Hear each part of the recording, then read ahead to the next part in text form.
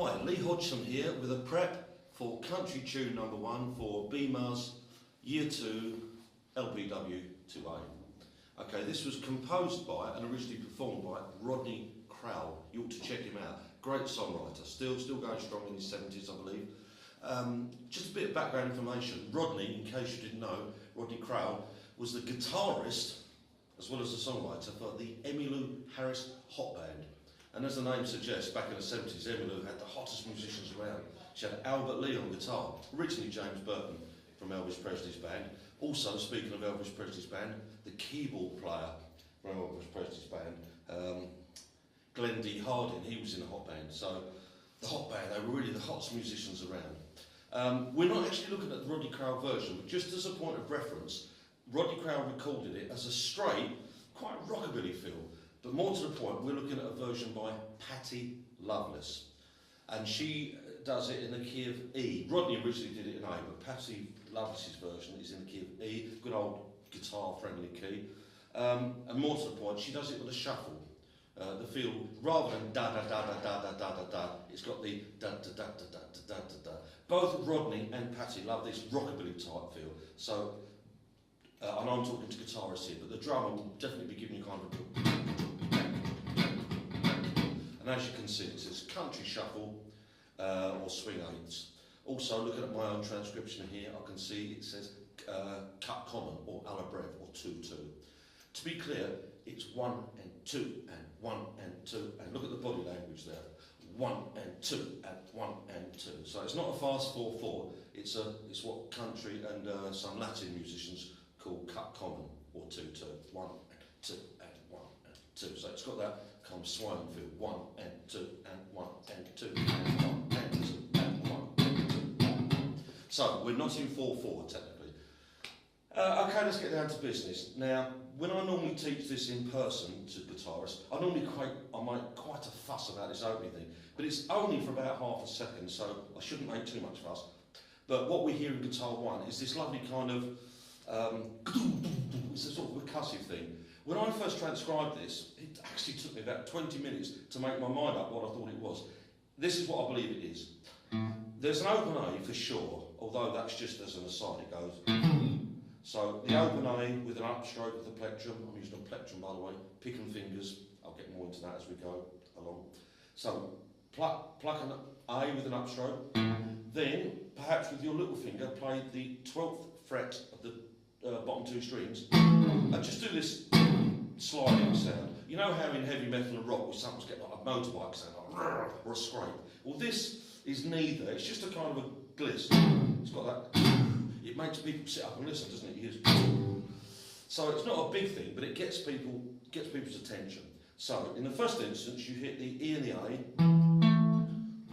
like that, slide off to an indeterminate point, then you can see a 0 in brackets, meaning it's percussive E.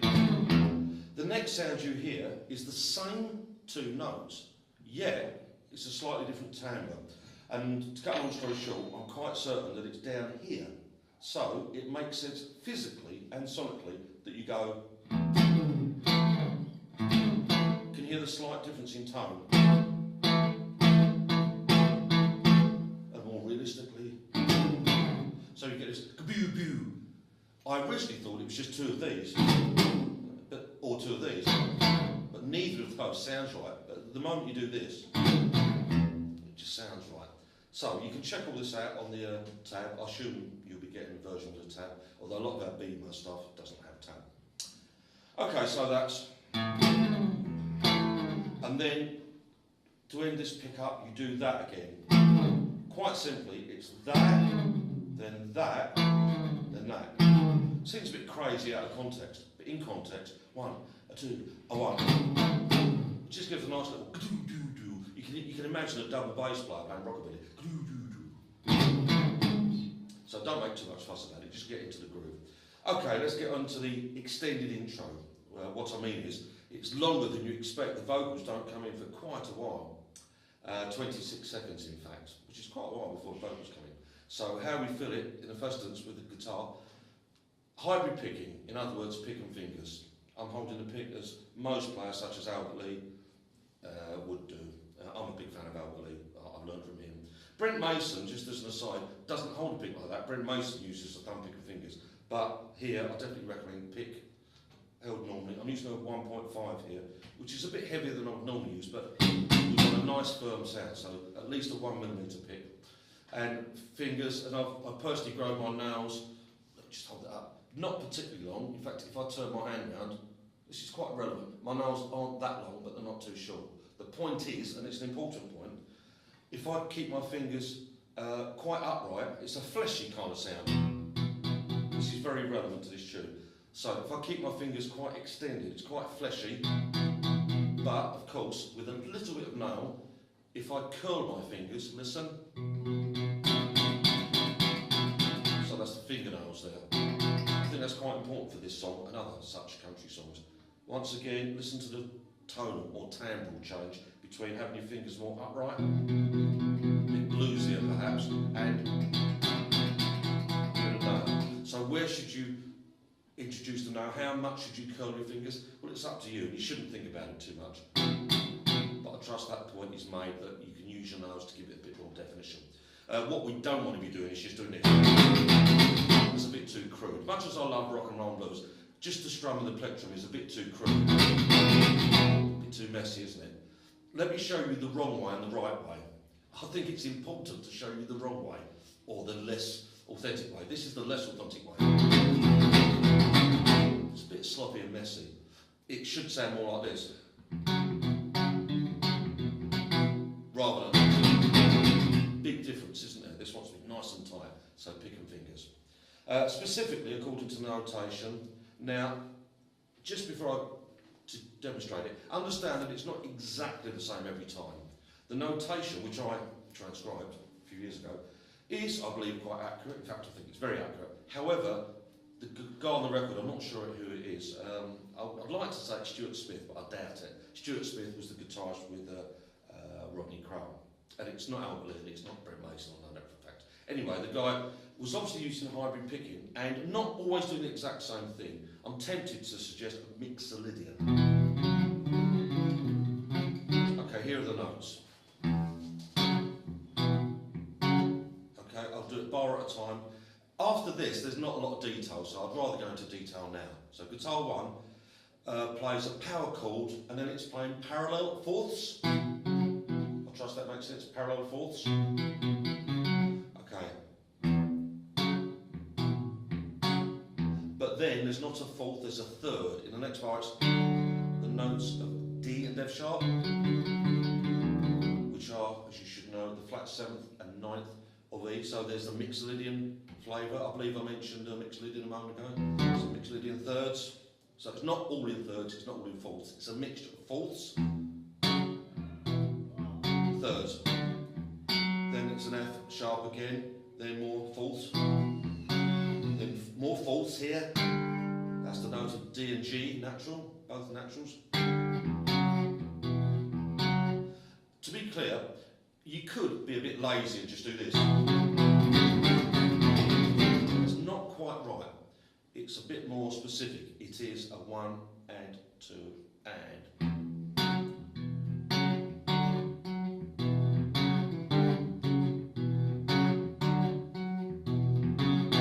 And repeat.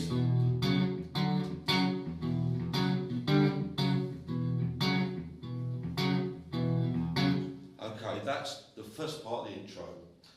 I trust that was clear enough and slow enough. Remember, it's pick and fingers. Let me show you once again, if you went with the plectrum, you might like to do that. It's nice and groovy, but that's a bit too sloppy. I think it should be much tighter. One other thing to reiterate about those open strings, they're kind of dead.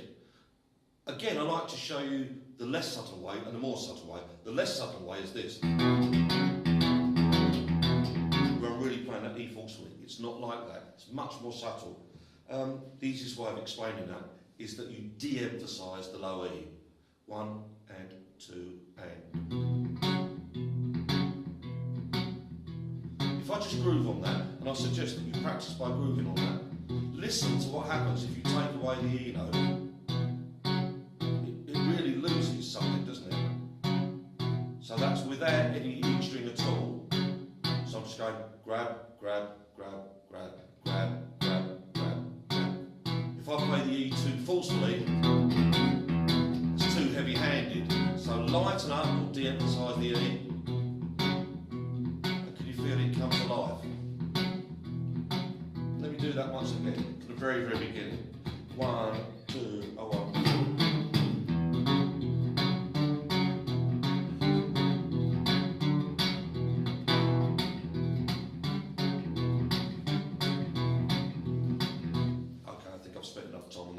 I trust that makes sense. The tempo is 86, by the way, 86. As a minimum or half note. Okay, the song's in E, but then we go according to the pentatonic, the minor pentatonic scale. In other words, the chord goes to the flat third, which is G. What I see on the tab here, which I wrote, is, I believe, accurate with reference to what's on the record. It's just little fragments. That's a very important lesson to learn. It's not... Well, I've just had a thought. I know it's not written down, but I usually like a third guitarist, as long as the tutor in the LBW, which will probably be me, as long as the tutor approves it, and we have the channels, which I'm sure we will have. It's really, really nice to have an acoustic guitar, just digressing here. It's really nice to have an acoustic guitar strumming. I should mention that. It's not written, but you just look at the chords. Okay, back to guitar 1. Do you understand? You should bear in mind, you should allow for an acoustic going ding, ding, ding, ding, ding. So don't do anything so busy. Do this instead. Now, sitting here all by myself, you might think, that sounds a bit empty, but I'm playing without a band. You must consider the ensemble. Drums pounding away, bass, dum, dum, dum, playing root and fifth, I believe, and ideally that acoustic guitar. I trust that makes sense. It's so important for a session musician, or indeed a live musician in a band, to have imagination, certainly at the preparation stage, or even the rehearsal stage. So I'm imagining, and here I go, on G. That's a G5, good old country Nashville way. Even John Lennon and the Beatles used to do that a lot. So, this nice twangy sound. I'm tempted to palm the pick there and play with my flesh. Okay, but I will stick to hybrid picking most of the time. The A, again, it's very minimalist, just... That's all it is. With the odd little click. Then, in my transcription, I've put E, sim, meaning similarly. Just keep going in the same fashion.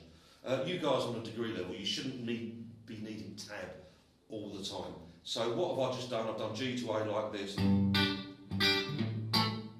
So how am I going to carry on? Just keep that feel going like this. So I'm not looking at any tab there. Do you get the point? I play the G, A, E. I trust that made perfect sense. I just kept the groove going. This is a groove song. So bar of G, bar of A, 2 bars of E. Then do it again. There's a bit more specific tab on the repeat there. So from the double bar line, from the second part of the intro, let me slow down a bit. G, A, E. Repeat. G, A, E. And then you keep going like that. Something like that. And that's the extended intro, which in real time I believe would take up to about 26 seconds. I'm glancing down at my chart. For the verse, I've just put sim. So keep it going, don't lose the groove. Once you've got a great groove happening, the worst possible thing is to lose it, so keep the groove going. What is a groove after all? Think about it. It's a continuous thing, isn't it? So for the verse, just keep going, vamping. I'd say, think of it as a vamp on the E. I'm giving you a bit of professional studio advice here, or indeed for live performance. What's happening next? The singer starts singing lyrics. There's a story to be told. If there's a story being told, we don't want stuff distracting. If I start doing this, it's distracting, isn't it? Whereas if keep that going, you can pay attention to my story, whatever it might be. Monday, Tuesday, Wednesday, Thursday, Friday. You can make sense of what I'm saying, but not. So no messing around there. Keep it simple. I'm being quite dictatorial there. So keep it simple. Keep it groovy. Nothing fancy. Like this. 1, 2, 1, 2.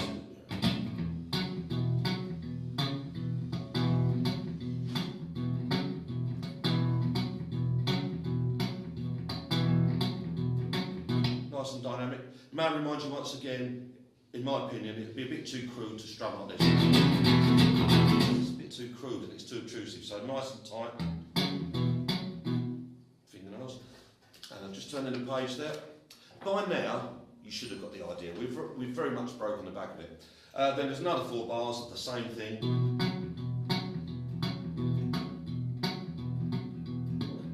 Okay, then in my chart I've just written E as quarter, quarter, 4/8. I know I'm not on acoustic guitar here, but I'm thinking I'm going to build up into the chorus. So we go. You could just keep doing the same thing, but the band will build up, and then the bass plays.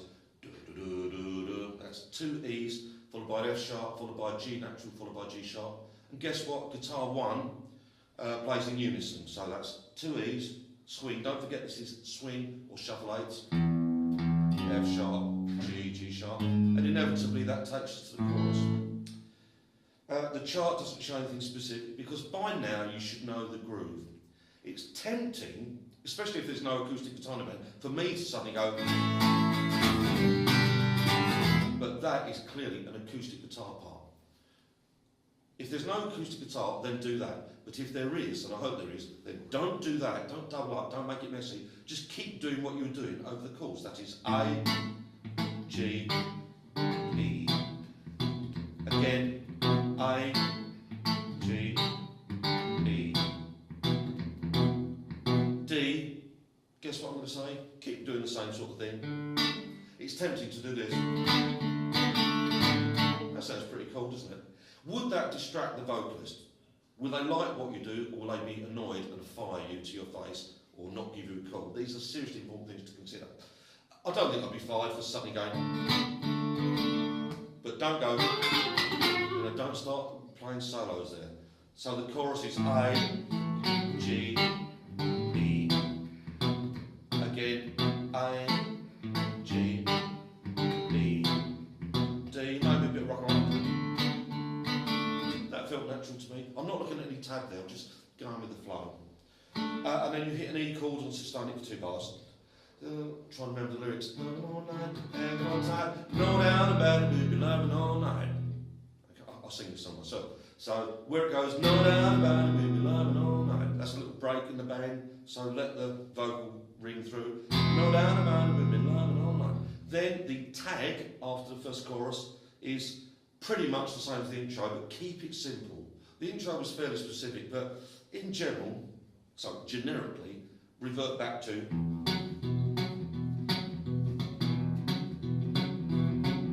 Okay, that's that. Then, as you can see on the chart, it's a repeat. So, unsurprisingly, we go back to a verse, which also happens to be the point of the segno. As a point of reference, this should be about 1 minute 8 minutes. Sorry, 1 minute 8 seconds into the song. That's according to the original recording, of course. You quite simply do another verse as before, with that run up and into a chorus exactly as before. Okay, so now we're heading towards the solo, which will be played by guitar 2. So what I'm about to tell you is what guitar 1 does underneath the solo. So you get the D, we're loving all night. The guitar 2 takes a solo, and then what do you think guitar 1 does? Something radically different? No, it keeps grooving. Does it play loud? No, because guitar 2 is taking a solo. So keep doing what you're doing, but back off a bit. Don't lose the energy, but just back off a little bit to allow for the solo. So the only thing to say, which is obvious from the chart, it's a little unusual perhaps, is that it's 6 bars on E, not 4, not 8, but 6. So 1, 2, 3, 4, 5, 6. Listen carefully, and this is all written down. In the chorus it was A, G, but make a mental note, because hopefully you're not reading this on the day, make a mental note that it's G, A. So in the solo, it's the reverse, it's the flip of what it did in the chorus.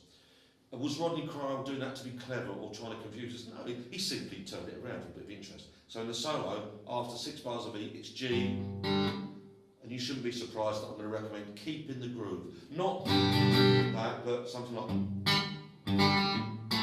Leave the, I often say this to guitarists in funk classes and in Latin classes and in this country type class, leave the bass to whom?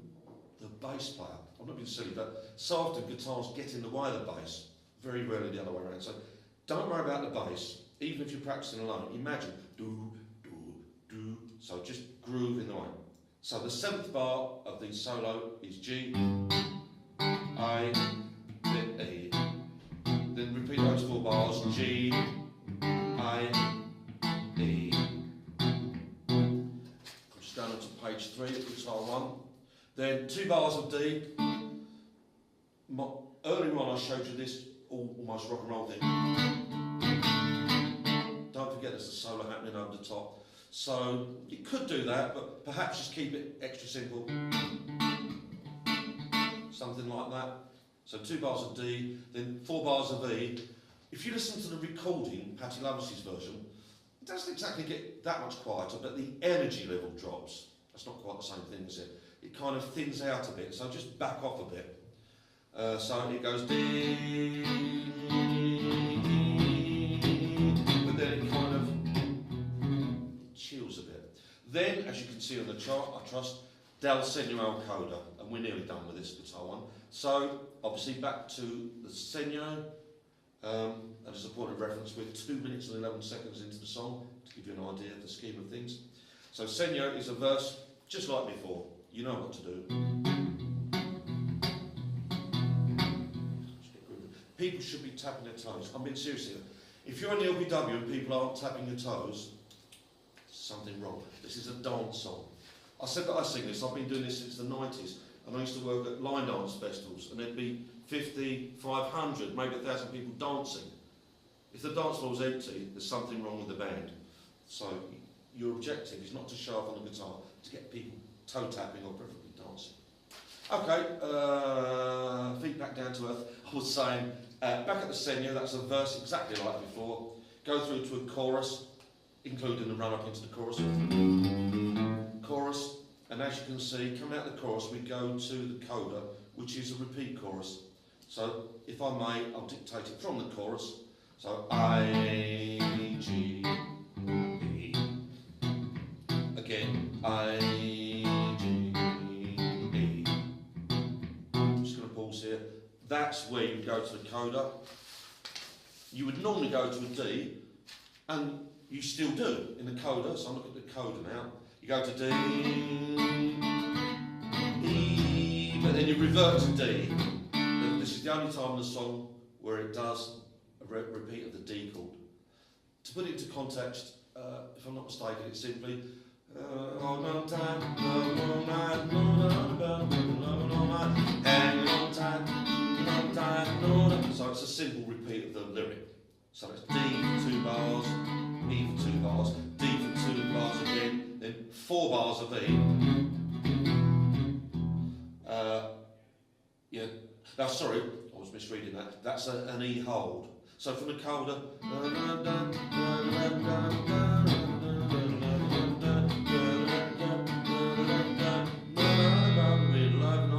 So when you hear no doubt about it, we'll be loving all night, that's a hold. Then we're nearly done here. Groove for 4 bars, groove or vamp.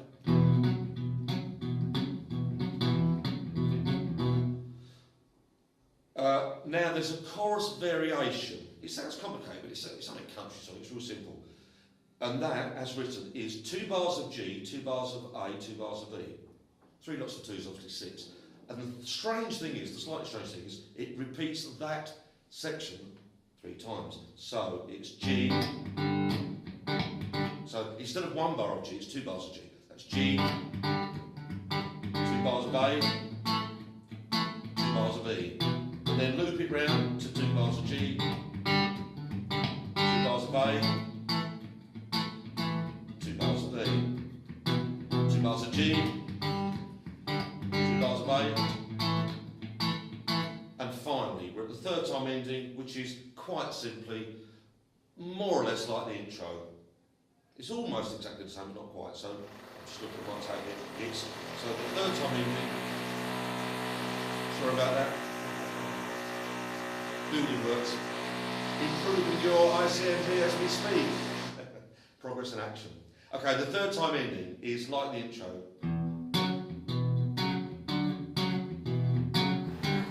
So it's the same thing, but all of a sudden, at the very end, it goes. Let me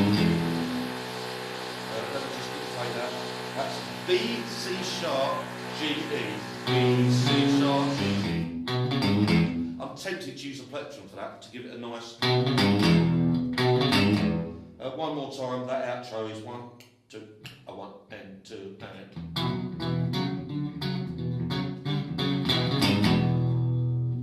And that's it. Okay, we're not done, but that concludes guitar 1. So I'm going to carry on to describe guitar 2. I haven't mentioned sounds, have I? Well, although this may not be a Fender, it's a Fret King Corona. I'm not actually using a P90 there. I'm using a Fender Deluxe, a standard Deluxe reverb, it's a reissue. There's no need for distortion. I know a lot of modern country music. I'm thinking of songs like this in week 4. That's got quite heavy, well, not metal, it's got a very heavy feel. But this is standard country, so I'm using a Fender style guitar, obviously an S-type. I'm using a Fender out on a clean sound, no distortion. Unsurprisingly, if you know about country guitar, it'd be really nice to use a compressor, but I'm not using one here, not out of laziness, but I don't think it really needs it. Just to come back to this sort of feel, I think it's quite nice not to have a compressor, because it'd make it too squash, too compressed. But that's your choice. I think compressors are perhaps better suited to tellies, which can be quite trebly. Although I've heard it said that Strats can be brighter than tellies. I was surprised when I first did that. One final comment about sound. I'm not being self-indulgent, but I don't know if you can notice I've got a chicken head knob there. You may not have even noticed I've got a slightly unusual sound, which is true out of phase, or to be pedantic, slightly out of phase. Listen to this. Doesn't sound like a regular Strat, does it? A regular Strat sound is this.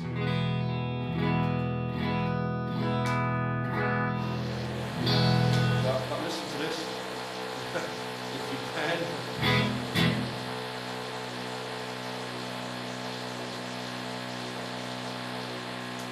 I do apologise for that, it really works. I was saying, if I use this setting here, listen. You don't need this, but can you hear that rockabilly type effect? Now, in all seriousness, that nasal sound is actually quite cool in rockabilly. That honky telly type sound. So I'm not being self-indulgent, I'm just saying I chose that for that. Actually, if I say so myself, I quite like what I just did, especially inspired by that sound. I suddenly went to using plectrum only. You might want to do this, maybe in one of the verses, just for variety. I'm talking about guitar 1 here. For variety, rather than do this, you might want to do this. Watch. It's not like the record, but it's a rockabilly tune, and Rodney Crowell, the writer, loves rockabilly. So, just briefly, imagine you're doing this in the first verse, etc., etc. Then going into the second verse, why not something like this?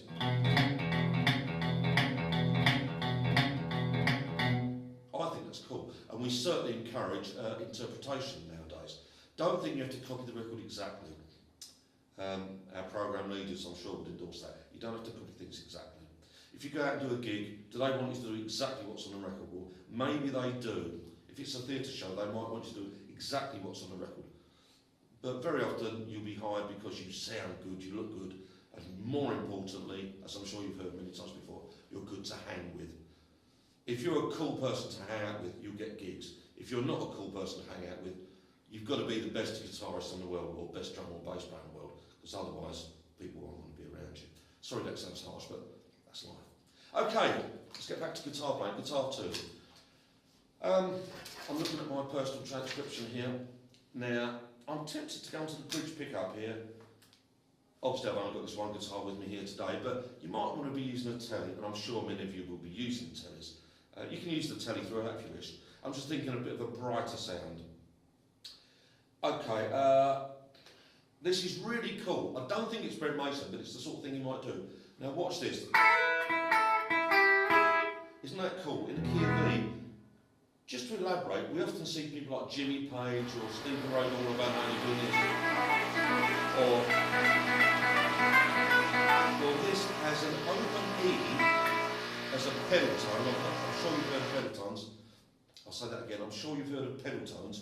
But what's happening is then you've got this figure, I suppose you call it oblique motion. You've got the open E, but you've got this melody happening on the B string. So that's... Now at slow speed, I feel inclined to play that on the plectrum. So the melody's on the B string. B, I, G, G sharp. It's like a BB King. But, so would I recommend the plectrum? It's okay, but it doesn't sound particularly country, does it? Just listen to what happens when I use hybrid picking. So what's the difference between this and this? Well, quite simply, there's gaps. How do I create the gaps? That's an interesting question. How do I create the gaps? Via hybrid picking and more specifically, damping. Let me slow it down. It's actually quite difficult to damp at slow speed, but here goes. So I'm dutifully demonstrating it as a tutor. Do you get the point? Rather than letting it ring, which sounds a bit languid, let me do this slowly. I'm really exaggerating the gap, aren't I? Okay, I hope you get the point there. And of course, at higher speed, it sounds a little bit more groovy. One more time, without the damping. That's okay, but it's not as cool as... Maybe I exaggerated chicken picking there, but remember, it's open to interpretation. So, let's get down to business. Oh, incidentally, do we have to do this set solo? I was just saying a few minutes ago, you don't have to do set things. Well, I think it's really cool. I just think it's so cool that I always say to myself, and I'd say to you, can you do any better? That's not just philosophical, but seriously, can you do any better than what's on the record? If you can, great. If you can do something similar, of a similar standard, great. But I think this is really cool. I like it, so I'll copy it. I'm unashamedly copying it. Then, he does a similar idea, but the pedal tone becomes an open B string. To be clear, you've got the pedal note on a thinner string. That's a little unusual, but that's a feature of this opening part. So the higher note is on the thicker string. I'll say that again. The higher note is on the thicker string, which sounds contradictory, but it makes sense. The higher note is on the thicker string. The lower note is on an open, thinner string. Going back to the first bit, which is followed on with a similar idea. Okay, that's actually an open G. I'm quite certain it's an open G. How likely is it? I asked myself when I was transcribing, how likely could it have been this? Sorry. There. It doesn't sound right. It doesn't feel right. So I thought, it's a G, it's probably an open G. And then when I realised what the guy played next, which was all down here, I thought, well, it's pretty obvious the guy played here. And then he moved down there. How did he get down there? Logically, this is the way my mind works as a transcriber. I'm teaching about transcribing here. I thought, well, the open G enabled the player to move. Makes perfect sense. Okay,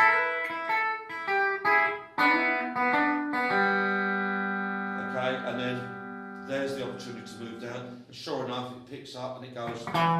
Very simple stuff. I'm inclined to use the plectrum here for, much as I love hybrid picking, I'm going to use a pick here to make it nice and bold. Down, down, bum, bum. That's E, push the E, D, C sharp, B. Numerically or degree-wise, that's E the root, D the flat 7, C sharp the 6, B the 5th, and then a bit of blues, B flat to A to G, so the blues go. That's D, that's Trust me that the last two notes are G natural and G sharp. They're definitely those notes. But then the next chord is G. When I first analysed it, and I shouldn't have been analysing, but I couldn't help myself, I thought, oh, to go in isolation, that sounds dodgy to me. No disrespect intended, but that sounds dodgy. But when you hear it in context, it sounds really cool. So, a note to self, stop thinking about it, don't overthink it. Okay, that intro, let's nail it. 1 and 2 and...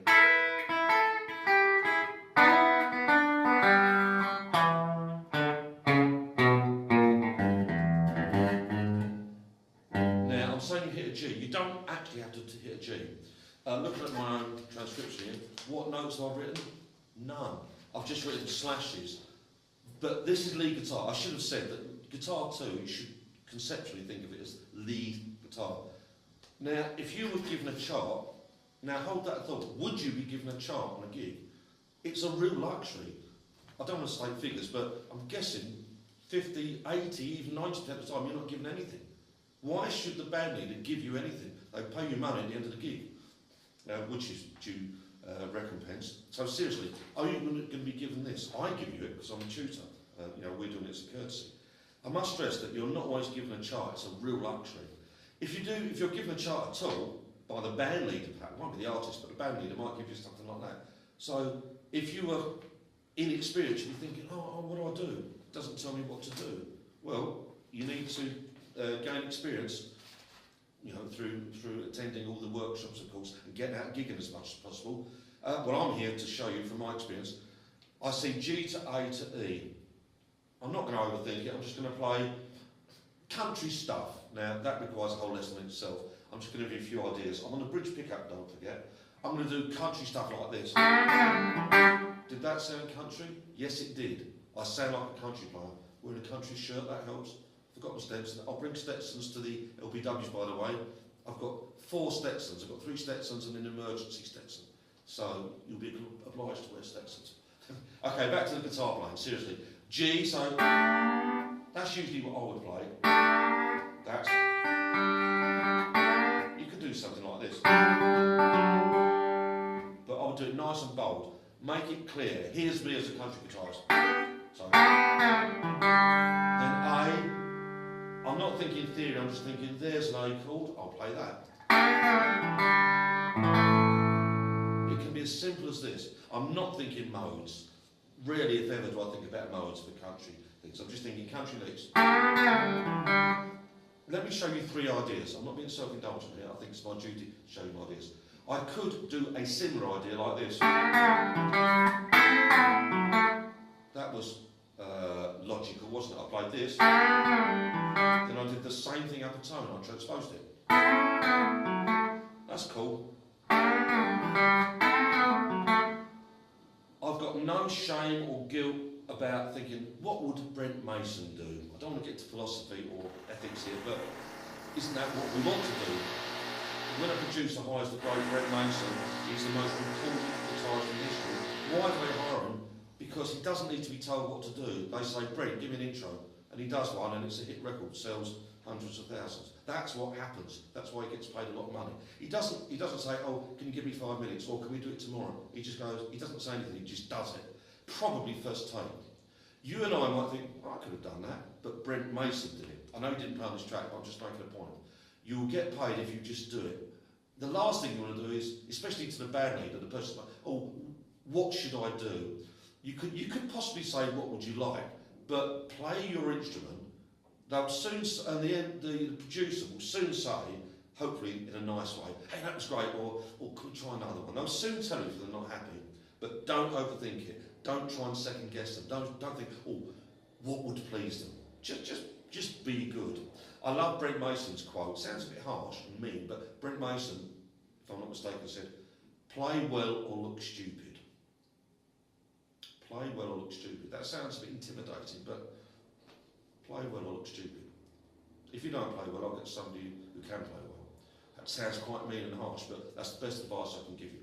Okay, so I was saying G to A. That sounds cool. But what about something Brent Mason might do? He might go, or Albert Lee perhaps. Can you tell that I'm thinking differently? I'm Lee Hodgson, but I'm unashamedly thinking, what would Brent Mason do there? Something like that. Did that sound country? Yes, it did. So it will do the job. We like to see stylistic authenticity, don't we? And of course you should do some homework. Why don't I do my 3rd demonstration by just combining my 2 ideas? There are limitless possibilities, but I've shown you this, and this, and this, something like this. So why don't I combine them? This is me improvising. Am I making things up on the spot? Am I composing? Well, I think I am, aren't I? Watch.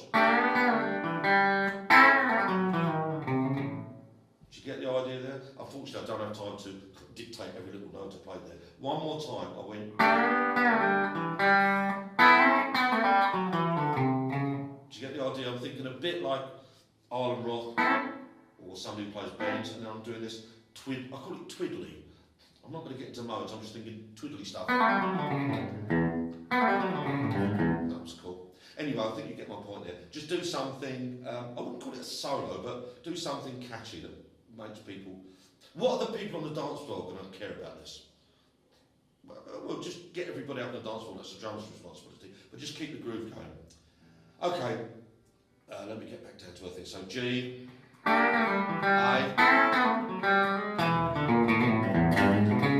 that was just purely off the top of my head, something like bluesy. I think Stevie Ray Vaughan, if you're a Stevie Ray Vaughan fan, do something like that. Something like that. Then repeat those 4 bars. Do you think I'm going to play the exact same thing? No, but don't make it too different. I might go... That was completely improvised. You get the idea. I think I'll leave it at that. So improvise some kind of single note thing there. That was single notes and double stops. Maybe some thirds.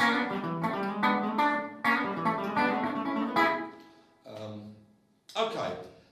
After those 2 lots of 4 bars repeated, there's a 2-bar groove where you could keep soloing, but I think you should chill out. You know, just back off a bit. Then in the verse, pause for thought. What's happening? The singer. That's the most important thing. And there's the guitar one doing that. So consider, do you need to play? Do you actually need to play, yes or no? I would say no, you don't need to play. In a Nashville situation, a recording studio especially, you'd have a piano player doing fills. In case you didn't realise, in Nashville they typically have, let's say the piano doing the fills in that verse with nobody else filling. Why would they? In the next verse, the fiddle player takes fills, or maybe half a verse of fills and then half a verse of guitar fills, or maybe mouth organ or pedal steel fills, or dobro. It's very well structured. Why do you think those records are so neat and sell so many hundreds of thousands or millions? Because it's not just slung together, it's not a jam session. So I would urge you not to play in the verse. On the chart, just put fills. So minimalist, fills answering the vocals. Do I really need to tell you not to play with the vocals? Sometimes I do. Very often, guitarists are playing over the vocals. It's just rude, isn't it? It's just rude, isn't it? If you talk over somebody's conversation, it's just rude. So extend that courtesy when you're playing. Baby pull, I believe the lyrics are, baby pull the covers right over my head. So, baby pull the covers right over my head. Don't want to get up out of this bed. I'm not being self-indulgent, but there's such a lesson to be learned when you sing and play yourself. I'm not going to interrupt myself. You might find that a strange comment, but you get it. I was once told by an ex-tutor owner, he said, Lee, you play so much better when you're singing. Now, was that a compliment? It was kind of a backhand. I said, what do you mean? But actually, he was paying me a compliment, because when I was backing other people, this was years ago, quite a few years ago, I was overplaying when I was playing guitar, if I'm honest. And in the judgment, evaluation of this other person, who I respected. But he was paying me a compliment. He said, when you're singing, you play less. And I thought, yeah, that's good, thank you.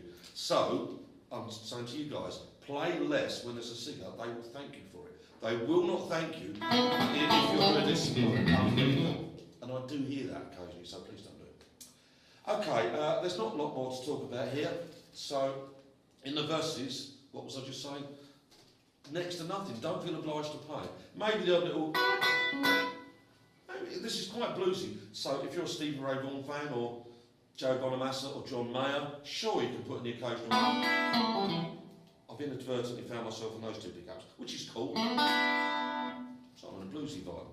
Don't feel guilty about trying out different sounds, although you should, of course, experiment before the session.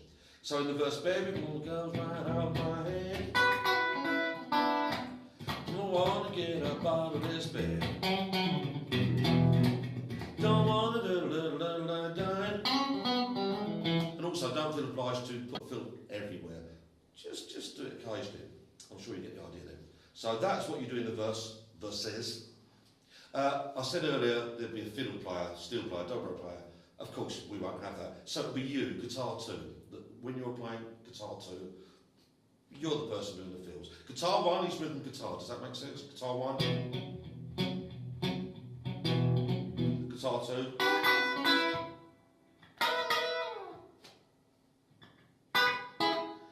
I'm giving you a very important lesson here. Because I'm experienced with studio work, I can hear the tune in my head.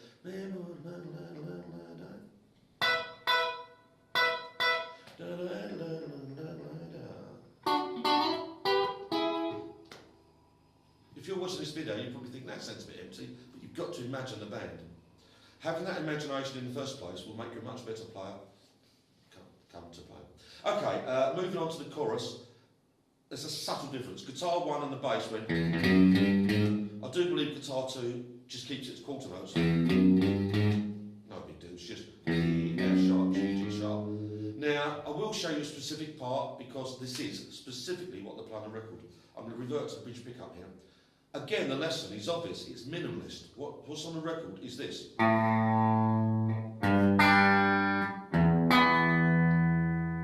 Once again, it probably sounds a bit weird in isolation, but that's what it is. Let me dictate that. That's a single A note. Imagine all the other stuff going on around it, so it's just a and then G followed by a 5.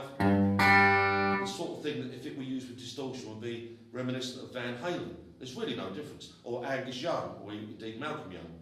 But with a clean sounding Fender style guitar you get so fifths. Fifths are never far away in rock and pop, are they, or blues? Then E. So that's A, then a G5, and an E5. It's a good basic idea, so do it again. That's actually what's on the record. So I've given you a lot of freedom. It's not for me to give you permission, but I've been suggesting that you do your own thing until certain points where, I wouldn't say that's a feature, but it's a set part. Do that twice. Then over the D, probably nothing. I'm looking at the chart here, where there's no notation written. Don't be afraid not to play. There's some psychology going there. I'm including myself here, especially when I was younger. I wanted to play, I want to show everybody how good I am. But by playing a lot, that can often get you fired or not called back. So it's a thing that comes with maturity and experience. You don't always have to play. So don't feel obliged to play. Isn't the space nice? Seriously, a little bit of space. Isn't that nice? Okay, over the tag after the chorus, I've written nothing. What happens? A little bit of a fill. Something like that. I encourage you to do your own thing. At degree, year 2 level, you shouldn't have to rely on being told exactly what to do. Am I going to suggest modes? Maybe suggest mixing it in, but is this country? Not really. Of course you could make it more interesting. Mixolydian thirds, I'll say this much. Mixolydian thirds, quick bit of theory, which I shouldn't really be getting into, but I will anyway. E mixolydian is the 5th of A, so the thirds in the key of A are, but we're in E, so play them over E. I played it very robotically, but I trust that makes sense. So here it is robotically. But of course, play it more musically. What change did I make there? I trust you saw the thirds. These are learned patterns, by the way. Am I thinking, no, that's A, no, of course I'm not, just set patterns. Diagonal, diagonal, straight, straight, diagonal, diagonal, straight. But what did I do? I'm sure you noticed. I did something like that. Chromatic. So rather than the robotic, I did something like this, didn't I? A little bit of flash. As long as you haven't got a locking nut, and why would you? A little bit of sort of thing, jerried onto you. Okay, then it's repeat, so you do a verse and And chorus, same comments, same stuff. Play minimalist, very sparsely in the verse, just occasional fill, not playing over the vocals. Chorus, the set part. And then there's a solo. Now, in this limited prep session, forgive me, but I'm not going to go into full-blown solo. How about I put myself on the spot? I've no idea what I'm going to play next. I'm just going to play the guitar. Do you need to know what the chords are? Well, you might think it's a bit of a dumb question, but it certainly helps. If I may, and I suppose I'm going to name drop here, when I was interviewing Albert Lee, I was a bit cheeky. It wasn't this, but I prepared a chord chart, just a simple chord chart, and I just put it down in front of me. This was for a company, whose name I won't mention, a company I work for quite often. And I was interviewing Albert Lee, and he agreed to play a bit, and I put a chart in front of him. Now, was that me trying to catch him out? He'd never seen it before. Out of professional courtesy, I gave him a couple of minutes. I gave him a minute or two. He's Albert Lee. He played an amazing solo, totally improvised. So I asked him, polite as a courtesy, would you like a chart? And he went, yeah, okay, thank you. So he might have said, oh no. What would Van Halen have done? I don't mean to compare them, but somebody like Van Halen, I'm sure, would say, to hell with the chart. But Albert appreciated the chart, he just looked at it, and then off we went. So you need to have the confidence. So the question is, do you need to know the chords? Or are you just going to wing it? I don't want to get into theory. Suffice to say, what would Stevie Ray Vaughan or Eric Clapton or B.B. King do? You know, that they just play with experience. But as a tutor, I'm going to say E and G and A and D. Think about it as a good academic student. What am I kind of describing? I'm pretty much describing the E minor pentatonic. Surprise, surprise, the E minor pentatonic work. But this isn't a blues or rock tune, so take that with a pinch of salt. But do you understand my thinking? Let me put it in simple terms. If I play E blues stuff, it will work. It's a bit of a lazy thing, but it sounds great. People love Clapton, they love B.B. King, they love Stevie Ray Vaughan. So my point is, don't start thinking modes. Don't start thinking flash. By all means, come up with the odd flash lick. I've occasionally been seriously impressed with some of our past students, some of our alumni who've done things like, or Albert Lee, or all this clever stuff. Great. If you can do that in your own time, great. You may want to copy the solo on a record. That's entirely your prerogative. Okay, I'm going to challenge myself. I'm going to shut up, as Frank Zappa would say, shut up and play your guitar. 1, a 2, a 1 and 2.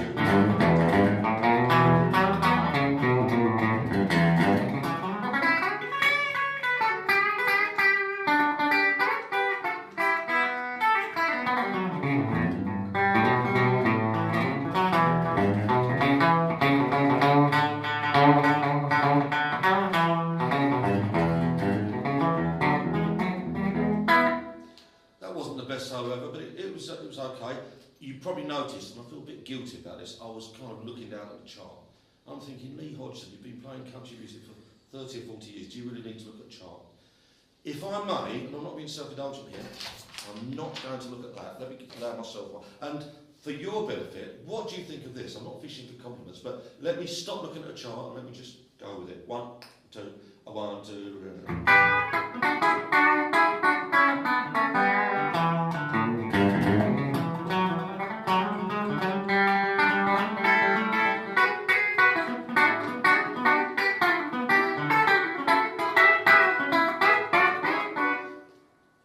in my own evaluation, I think I was a little bit better. If I were judging myself, I'd give myself an extra 5 points. Deservedly so. But I would say that, wouldn't I? Now, seriously, did you get the gist of that? You might disagree, but in my own estimation, I thought I played with a bit more abandon, whereas the first time it wasn't bad, but I was looking at the chart. So, right, we're just about done here. So, after the solo, Dal Segno, you know what to do. Next to nothing over the verse. Set part of the chorus, which takes us to the coda, which is D to E. You surely got the message by now. Just kind of go with the groove. There's nothing written there, so just kind of, you notice I did this chord kind of, that sounds really cool, especially if you use a heavy pick. If I'm going to change to the neck pick up here, listen to this. I love that kind of sound. Just digressing, Dwayne Eddy, I don't know if you've heard of him, he's still alive, famous in the 60s, having twangy guitar. He was the guy that would, that real twang twangy sound, which was usually a neck pickup. Albert Lee told me this, name dropping again. Albert Lee told me that a lot of guys mistakenly go to the bridge pickup and twang, which is cool, but the Dwayne Eddy method is to twang by picking in a bridge. So here's a really important lesson for you: stylistic authenticity. Preferably on a neck pickup of a telly or a Strat, works good on a Strat, preferably a heavy pick. Pick right near the bridge and get this. Which sounds groovy, doesn't it?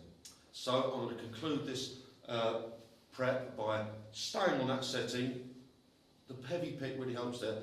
I'm thinking, and don't forget the vocals be Lovin All Night, Lovin All Night, be careful not to get in the way of the vocals, as I've said. Okay, then there's a bass guitar fill. It's not a solo, but there's a, I think it's intense. Ben Jones is in the room with me. Am I right, Ben? It's a dominant 7 lick, yeah. Yeah, is it kind of, it's not jack, it's kind of a D and G sharp up to yeah, G sharp and D. In fact, what did I just play? We're on the same wavelength, man. D and G sharp. Is that one? So that's a bass feature, the sort of thing that Jaco Pastorius, I think, would have done. Yeah. So 2 seconds of glory there for the bass backer. And then 4 bars of groove in, so just groove away. And finally, over the outro, if I'm not mistaken, Patty Loveless just ad-libs. Lovin' all night, yeah, lovin' all night. So what am I going to say? Don't play over the vocals, just intersperse it. Might seem a strange analogy, but I've just had a thought. Imagine what Robert Plant and Jimmy Page and Led Zeppelin would do. Call and response. Bit of a blues mentality there, call and response.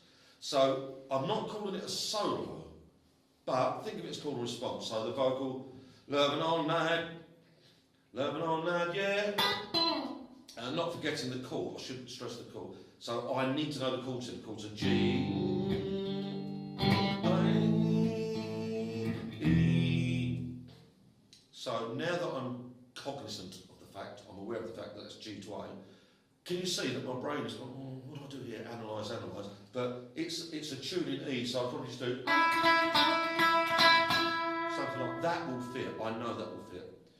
We're just about done here, so over the outro, which is labelled chorus variation, it's 2 bars of G, 2 bars of A, 2 bars of E. As I said earlier, 2 bars of G in guitar 1, 2 bars of A, 2 bars of E, and then finally 2 bars of G, 2 bars of A. I'll then do some kind of fill. I've just written fill, some kind of fill, something like